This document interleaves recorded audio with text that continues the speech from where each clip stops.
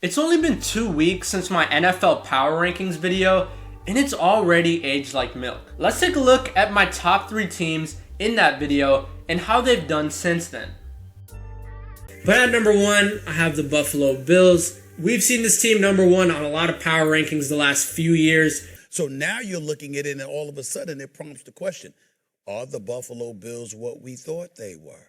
On this list, but the way the Eagles showed resiliency and were able to get the pass game going for the first time all year, that really showed me that this team's still one of the best in the league. Back and it's 34-17 and the Eagles get blown out by the Giants? But overall, the Lions are still very good. It's just that week 1 performance that I'm still docking them a few points for. But nonetheless, since then, they've been absolutely incredible. Kansas City gets the victory, 30-17.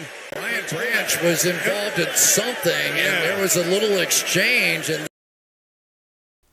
So whether it's been blowout losses, close game chokes, or a brawl at the end of a game, the 3 teams I had in the top 3 in my original Power Rankings video have gone a combined 1-5 since then. So instead of remaking a Power Rankings video and overreacting to these games like some people already have, let's look at why the NFL landscape right now is so unpredictable and talk about who the real best team in the NFL is at this moment. The current NFL standings after 6 weeks look pretty crazy. The 1 seed in the NFC is a Buccaneers team that have been the talk of the entire NFL. On paper, the Bucs going into this year were supposed to have another good year, but with injuries to 2 of their best offensive players, it's been unreal how they've been able to produce offensively. Baker Mayfield is currently the frontrunner for MVP, Emeka Egbuka looks like one of the best wide receivers in the NFL, and the Bucs have been winning in just about every situation they've been put in. A similar thing can be said when talking about the number 1 seed in the AFC right now, the Indianapolis Colts. They're just a couple bad penalties away from being 6-0 right now, as the Rams game easily could have went the other way. They've been able to run the ball as well as any other team in the league. The defense has held strong when they needed it, and overall, they've simply destroyed inferior competition, just like the Bucs. But what makes the case of the Colts even more interesting is that they've completely dismantled the teams they've beaten, putting up 40+ points multiple times this year and limiting opposing teams to under 10 points multiple times as well.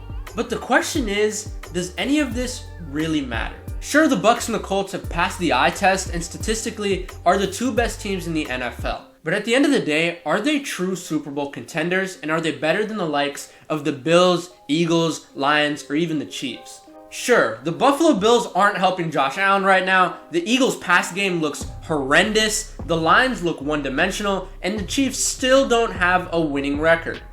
But does that mean that these teams still aren't the best in the NFL? It's not just the Bucs and the Colts that look better than all the teams I just mentioned.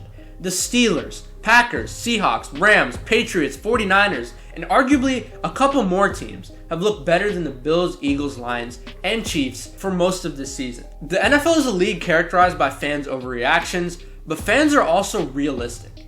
Out of every team that arguably looks better than the Chiefs, Bills, Lions, or Eagles, the only ones that have fully convinced fans are the Rams and the Buccaneers.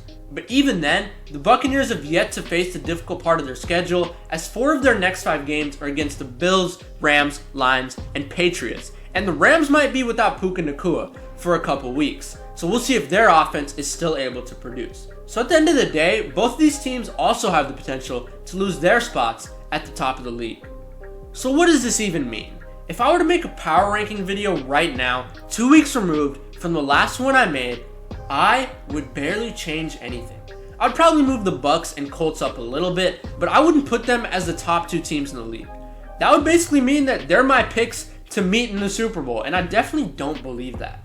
I'd much rather bet on the ability of proven teams that have made deep playoff runs to adjust and get better as the season goes on than younger teams who haven't faced much adversity this year or in years past. We've seen explosions from young teams like the Commanders last year who made it much farther than we thought they would. But the chances of multiple teams making that kind of run in the same year are very low. But at the end of the day, will the Buffalo Bills still win the AFC East? Yes. Will the Eagles still win the NFC East? Yes, and their biggest competition is not the team they just lost to, but rather the Washington Commanders. Will the Lions still be competitive come playoff time? Absolutely. And will the Chiefs make a deep playoff run this year? In all likelihood, they definitely will.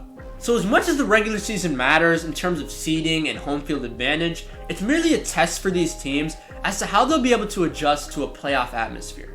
And right now, the teams that have already been through these tests with the strongest quarterbacks and head coaches are much more likely to make a deep playoff run than teams that have dominated inferior competition. And as for teams like the Patriots and Falcons that have defeated this really good competition, I just don't think it's sustainable. A lot of these games that happen where the really good team ends up losing to a team that's seemingly worse is because one or two players end up having insane outbursts. Will Bijan Robinson have 200 yards every single week? No. Will Stephon Diggs have 10 catches for 140 yards every week? Evidently, no. It's a concept that seems obvious in theory, but one that fans and analysts tend to forget about.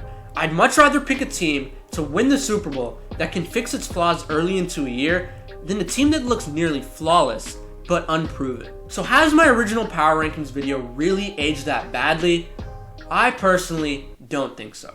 But that's all for this video. I hope you all enjoyed. If you did enjoy, make sure you hit the like button and subscribe to the channel for more videos like this through the entire NFL season. Let me know in the comments what you disagree with, but I'll see you all in the next video.